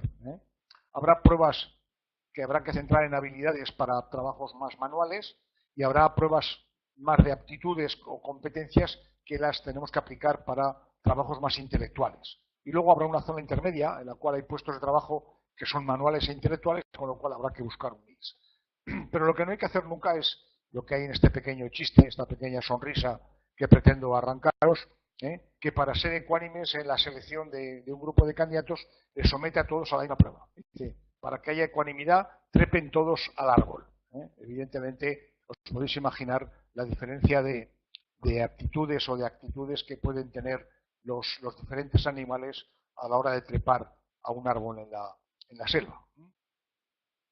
Las referencias, ya os he comentado, son un elemento delicado. Ojo con la tendencia al abuso. Parece que últimamente, por lo que oigo a través de mis hijos y los amigos de mis hijos, gente que conozco, o hijos de amigos, que en muchas entrevistas de selección les piden por qué personas puede dar referencias suyas. Y yo diría que la única fórmula útil para aprovechar las referencias es que conozcáis la objetividad del referente a la hora de hablar del candidato. He puesto antes el ejemplo del párroco o de la abuelita, que lógicamente van a decir: es un buen chico, o mi nieto es la mejor persona del mundo, etcétera. Mucho tiento. Solo en caso de necesidad o conveniencia, pero os quiero advertir también: si tenéis muchas dudas, mejor que os abstengáis de hacer la contratación.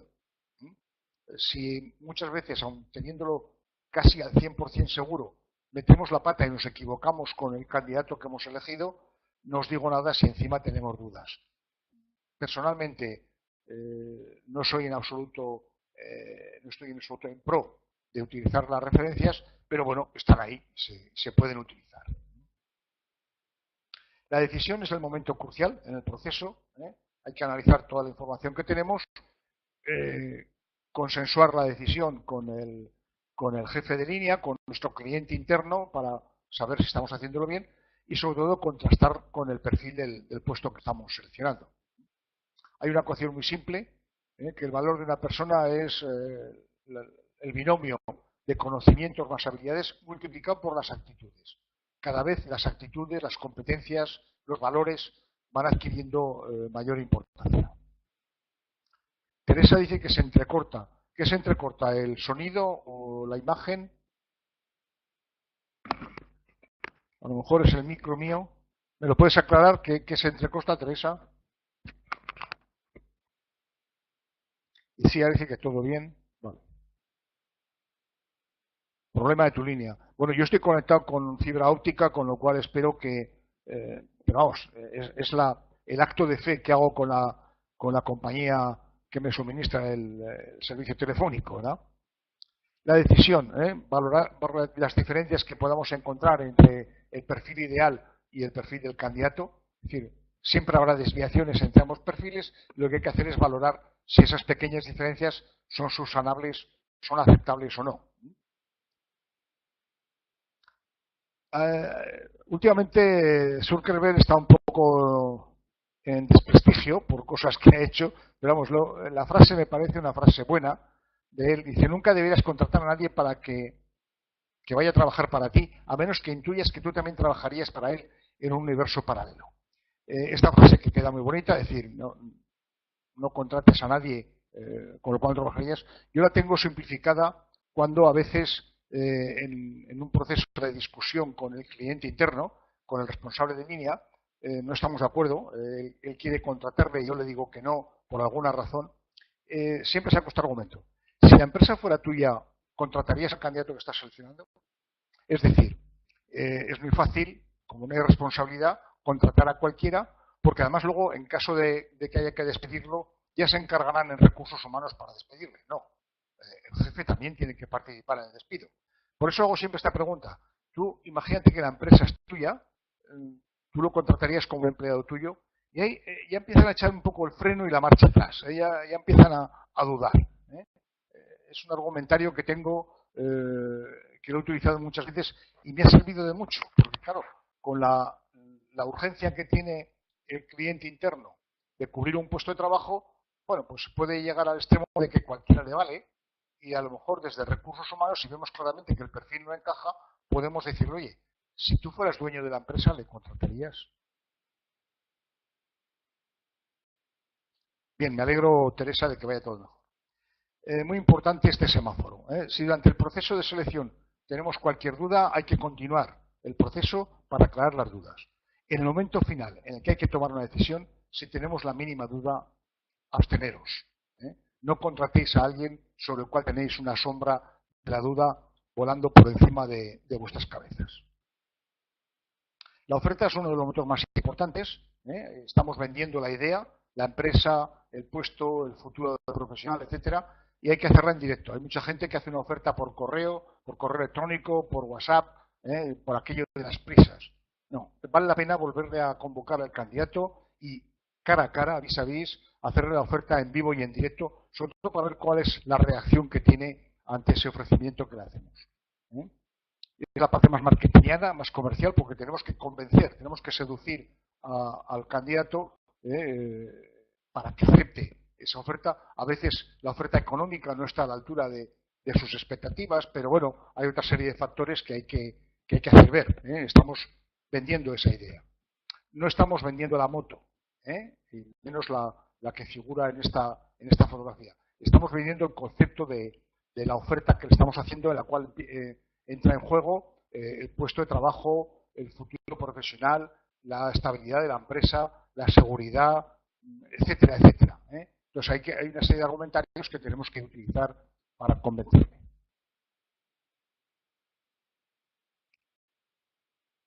Ya lo he dicho, hacerla en vivo y en directo. No abusar de la parte del león, no utilizar cláusulas leoninas en el contrato, y es el momento sobre todo para aclarar cualquier duda con el candidato vis a vis, cara a cara. No forzar nunca la decisión. A veces hay alguien que tiene tentación de decir, bueno, ¿aceptas la oferta entonces? No. Hay que dejarle, si hay unos días, un fin de semana, que lo consulte con la almohada, con su pareja, con su abogado, si es que hiciera falta. Todo depende de la complejidad de la oferta, pero no forzar nunca que tome la decisión en ese momento.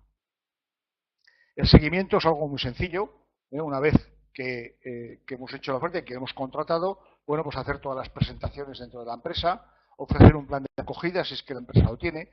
A veces las empresas suelen señalar un mentor que acompaña los primeros días, las primeras semanas al candidato de nuevo ingreso.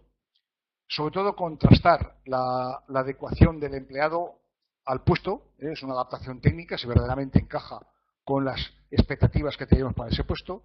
Al departamento, es una adaptación de tipo social, si se adapta a los compañeros, al jefe, esa especie de encaje social que es fundamental en los primeros días, y sobre todo si se adapta a la empresa, si tanto sus principios, sus valores, su propia filosofía encaja con los principios, con los valores de la propia empresa.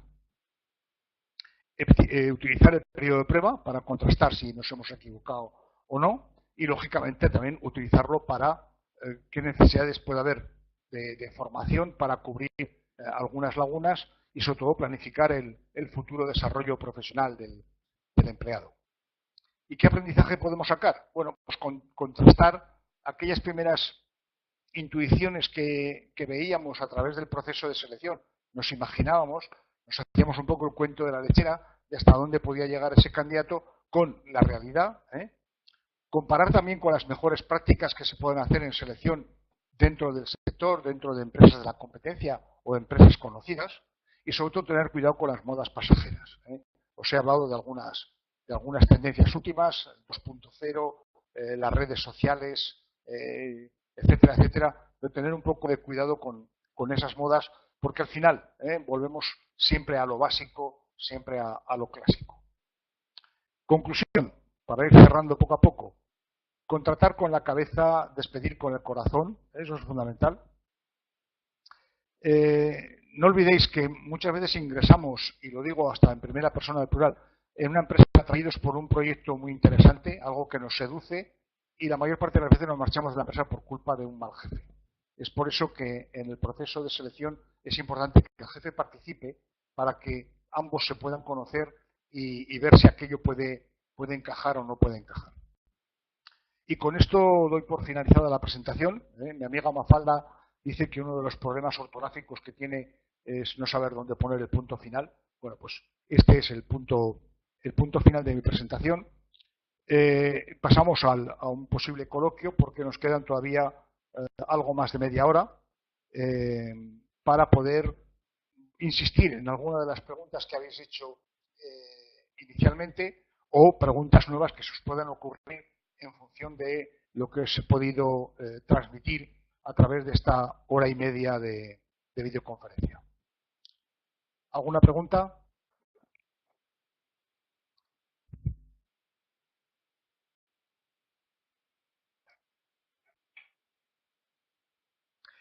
No sé si os he dicho al principio, en el pizarrón 2 debería estar colgado, pero no está colgado, o no sé por qué razón, un caso práctico. Mañana le sugeriré a la coordinadora que os haga llegar los contenidos de la presentación y el caso práctico para que en base al texto de ese caso práctico, bueno, pues pergeñéis una solución al mismo en función de lo que os he podido transmitir a través de esta videoconferencia. Teresa, no tienes nada que disculparte, cada persona puede marchar cuando lo desee, estás totalmente disculpada.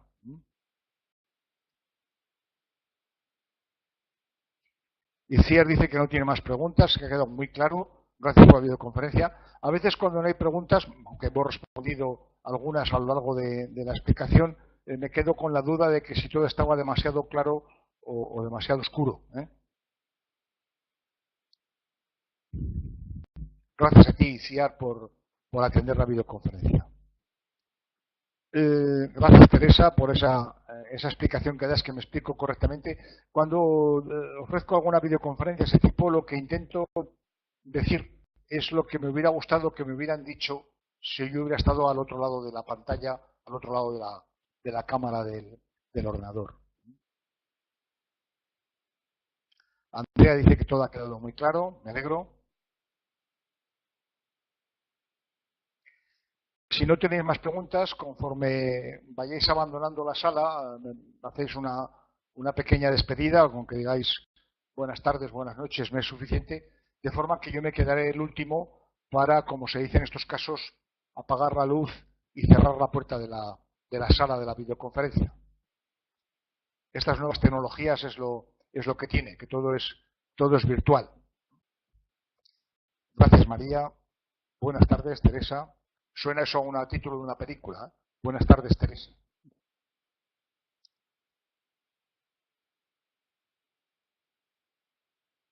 Hasta cuando quieras, Isiar.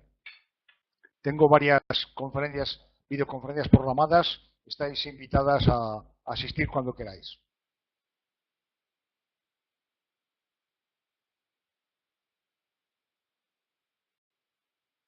Isabel dice, aclarar un poco el concepto de headhunter porque yo lo entendía más bien como aquella persona que selecciona a directivos. Bueno, inicialmente, Isabel, la profesión de headhunter nace para directivos, para puestos de difícil búsqueda de candidatos porque, bueno, pues normalmente no eran propensos a contestar anuncios en empresa. Con el tiempo ha ido evolucionando y como bajaba el nivel de actividad y el nivel de ingresos, lo ampliaron al middle management, es decir, los mandos intermedios. Inclusive ha habido headhunters que se han ofrecido a buscar secretarias de dirección. sin menospreciar el puesto de secretaria de edición, pero han tenido que adaptarse a las necesidades y sobre todo a la necesidad de hacer negocio. Por desgracia, en épocas de crisis, las empresas lo primero que cortan son costes de publicidad, costes de formación, costes de marketing, costes de selección. El headhunter es tremendamente caro. Entonces, en estas épocas de crisis, los headhunters lo están pasando muy mal. Y con esta fórmula que os comentaba a lo largo de mi presentación, de ¿sabes de alguien qué? La persona que pregunta por un perfil a través de alguien que conoce y que le inspira confianza, pues el headhunter ha perdido parte de la importancia que tenía en épocas de vacas gordas. Sigue existiendo, por eso lo he mencionado, pero hay que utilizarlo para puestos muy, muy específicos a los cuales tenemos poco acceso desde el punto de vista de las empresas, de los departamentos de recursos humanos de las empresas, tenemos poco acceso y entonces no nos queda más remedio que cubrir. Por ejemplo, un puesto de un consejero para el Consejo de Administración. Bueno, pues el perfil es muy específico y tal vez hay que buscar a través de un headhunter. Un broker de bolsa, pues también es complicado el buscarlo. Existe el personaje, pero tampoco le des más importancia que la que tiene.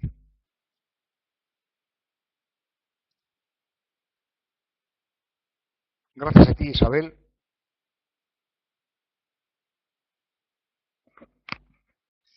Pregunta Andrea si como parte del clima durante la entrevista sería prudente poner música instrumental.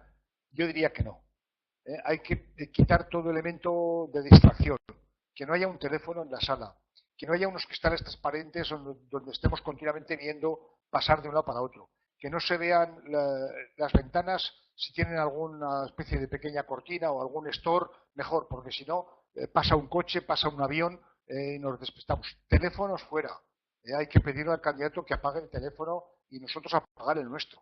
Es decir, centrarnos en el clima, pues que no haga ni mucho calor ni mucho frío. Neutralidad.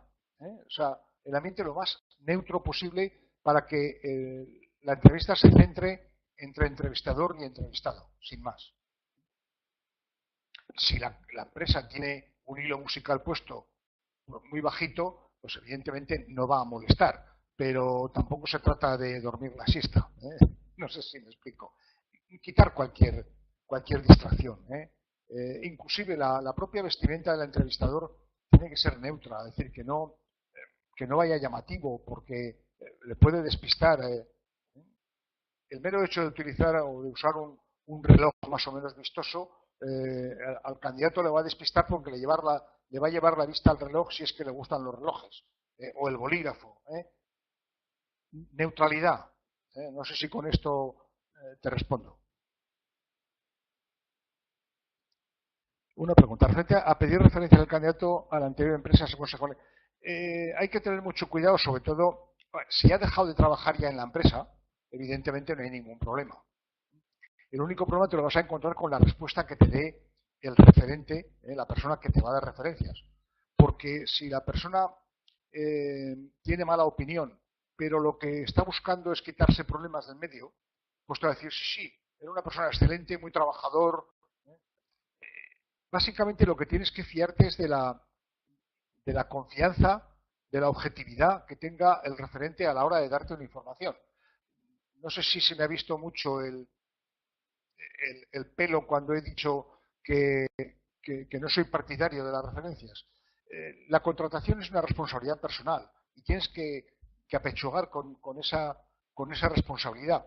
Evidentemente, si conoces a alguien de confianza que trabaja en la empresa o en las empresas donde ha trabajado anteriormente el candidato y sabes que la información que te va a dar esa persona es fiable, bueno, pues no cuesta nada. Decir, oye, mira, tengo en estos momentos un candidato que ha trabajado en vuestra empresa, oye, ¿me podías decir algo sobre él? ¿Qué opinas? Bueno, pues ¿por qué no? Pero a la condición de tener confianza. Yo he recibido llamadas telefónicas de alguien que dice, soy el director de recursos humanos de la empresa y estamos entrevistando e intentando contratar a fulanito de tal que dice que ha trabajado en su empresa. Primero, me llama por teléfono alguien que dice que es fulanito de tal y que dice que es director de recursos humanos de una empresa. ¿Cómo me voy a fiar yo de alguien que no conozco, que dice que es fulano de tal, que no me enseña su carnet de identidad, que tampoco estoy seguro que sea director de recursos humanos? ¿En base a qué le voy a decir yo lo que opino de esa tercera persona? Me cuidaré mucho. No sé si con estos ejemplos ilustro lo suficiente el tema de las referencias. Ya sé que para vuestra generación en muchos casos es importante. Olvidaros. Olvidaros.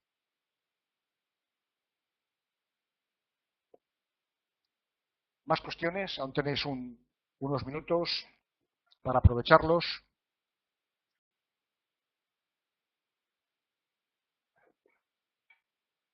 Veo que Isabel, Andrea y María todavía estáis conectadas. Según el reloj de mi ordenador quedan todavía 20 minutos, 21 minutos. Os sugiero que ahora los aprovechéis, que para eso estoy.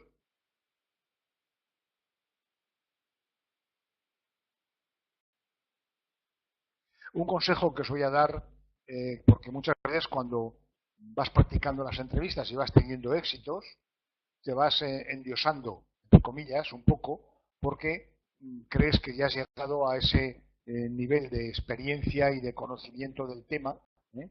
Ya sabes todo sobre el ser humano y te atreves a emitir juicios de valor sobre el ser humano. Tener un poco de cuidado porque en la primera cura de humildad que os aparezca os va a volver a colocar en vuestra posición no de dioses, sino de seres humanos asentando los pies en la tierra. Es decir, el mejor regalo que os puede hacer la experiencia es alguna cura de humildad con un fracaso en el proceso de selección que os vuelva a replantear si vuestros criterios a la hora de seleccionar son acertados o no. Os servirá de mucho.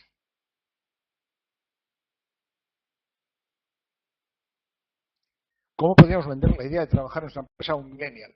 Bueno, ante todo, no vender la moto, no vender la burra, sino hay que ser transparentes y honestos. Pero, evidentemente, hay que poner en valor lo que estáis ofreciendo, que a veces, como digo, no es exclusivamente el salario.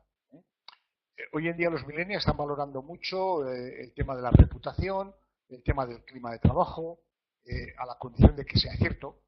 Cuando hago alguna pregunta en clases presenciales en qué empresa os gustaría trabajar, todo el mundo dice que en Google, en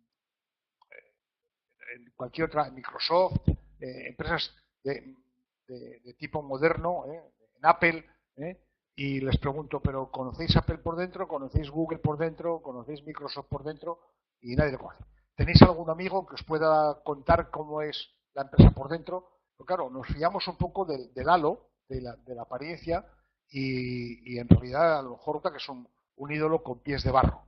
Las empresas están para ganar dinero, no hay que olvidarlo. Entonces eso de los toboganes y la mesa de ping-pong de Google, bueno, pues hay que cogerla en su justa medida. Hay que ser honestos a la hora de ofrecer la estabilidad de la empresa, la continuidad, las posibilidades de promoción reales que puedan existir, porque claro, muchas veces si vendemos una moto, el cuento de la lechera, y luego al final no lo podemos cumplir, nos podemos encontrar con que alguien nos va a decir, oiga, que usted me contó en su momento que yo aquí iba a promocionar rápidamente, iba a ser el rey del mambo, y estoy haciendo lo que estaba haciendo el primer día. Hay que vender lo vendible, lógicamente pues hay que hacer una cierta labor marketingera para que el candidato, si está en varios procesos de selección, nos elija a nosotros como empresa preferente, como el mejor sitio donde trabajar. Ahora se ha puesto muy de moda también, vuelvo otra vez a las modas, the best place to work, todo el mundo quiere estar en el mejor sitio. Y hay rankings, y hay encuestas en las cuales se colocan Mercadonas, el Corte Inglés, el Mafre, muchos nombres, no quiero hacer publicidad, pero que obviamente hay que hacer una criba, hay que hacer una selección, hay que rascar a ver qué hay detrás de esa publicidad. Lo del millennial también se ha puesto muy de moda y al final, insisto, van pasando los años y cuando yo también fui millennial en su momento, yo también tenía la misma preocupación, yo fui también muy rebelde cuando era joven, pero claro, cuando empiezan a aparecer las responsabilidades en el trabajo. Tienes que cumplir con un contrato, con un horario, con unos objetivos. Cuando decides formar familia, cuando tienes hijos, cuando tienes que pagar la hipoteca del piso y las letras del coche, pues la vida te va centrando. Entonces yo no sé si los millennials, que evidentemente hay otro entorno de trabajo sin lugar a dudas. He mencionado la digitalización, la robotización con todas las consecuencias que va a tener, el big data, el internet de las cosas, todo va a cambiar mucho. Pero no sé si son circunstancias más que algo muy estructural. A lo mejor volvemos a lo mismo de que no hay nada nuevo bajo el sol, que son herramientas. Todo el mundo ahora está confiando mucho en las redes sociales y en las nuevas tecnologías, pero no son más que herramientas que hay que utilizarlas correctamente.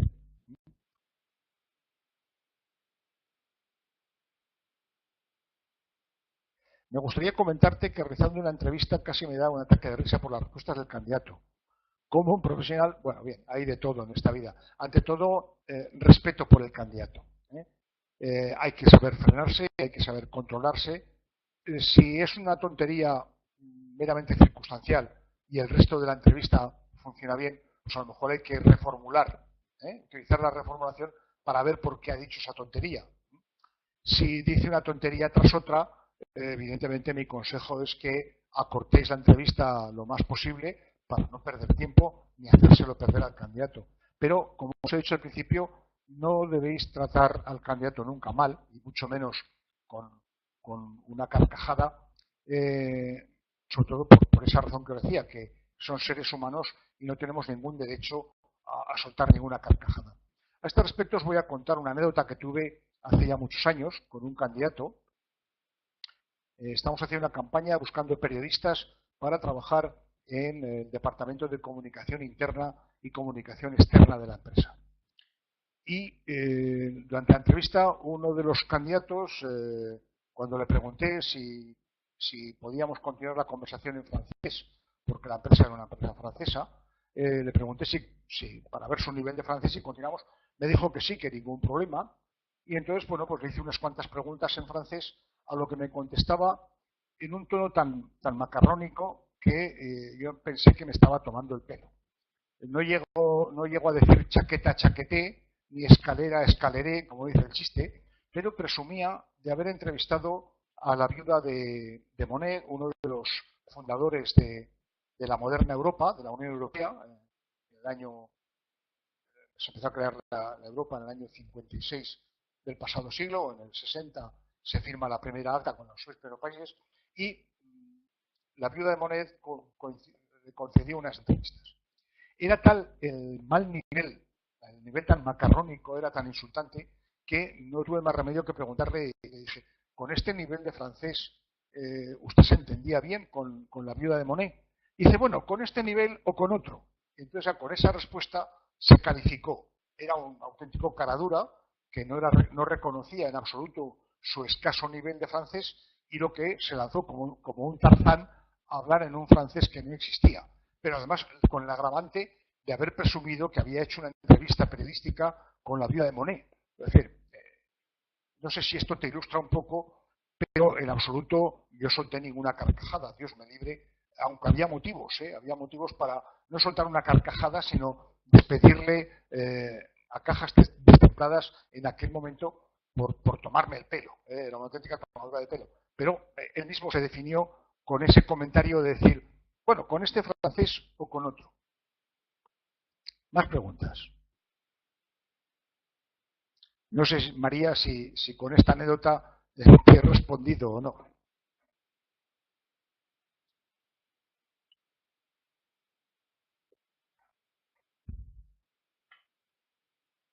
Ante todo respeto, insisto, ante todo respeto. Bien, veo que no tenéis mucha prisa, yo tampoco. Isabel, Andrea, María, más cuestiones, más preguntas.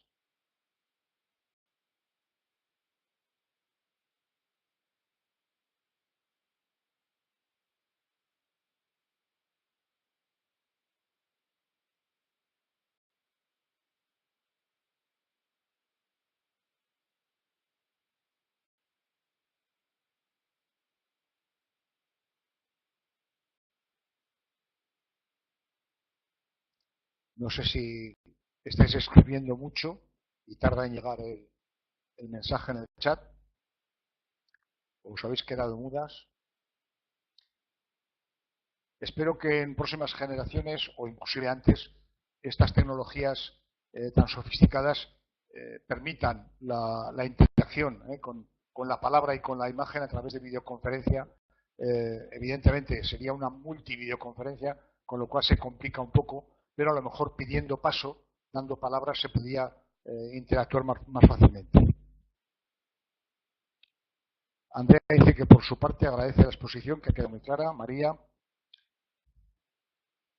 ¿cómo se puede acortar una entrevista siendo educado en esta situación? Es complicado, evidentemente.